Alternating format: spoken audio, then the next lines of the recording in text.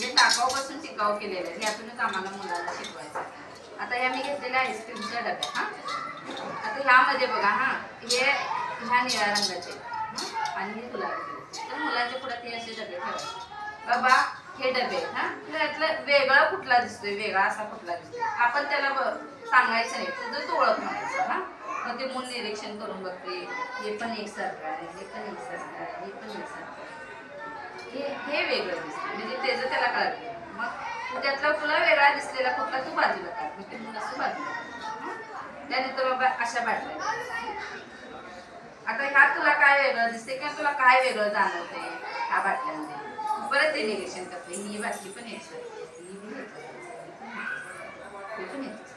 मग आपण त्याला म्हणतो ही बाटली का वेगळं काढलास बाबा, यात काढलं.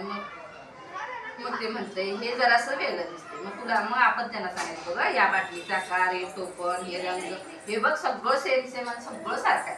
तसं या बाटलीत आहे काय रे, नाही. ही बाटली कशी आहे, काळ्या रंगाची आहे. ही बाटली जरा मोठी आहे, ह्याचं पण टोपण मोठं आहे, ह्याचं टोपण लहान आहे. तिचं बघा, म्हणजे त्याला फरक कळायला पाहिजे काय आहे. तसंच या डबीचं सुद्धा अशा पद्धतीनं आपण, म्हणजे आम्ही इथं घेतोय, पण तुम्ही पण घरातल्या वस्तूंमध्ये घेऊ शकता की नाही.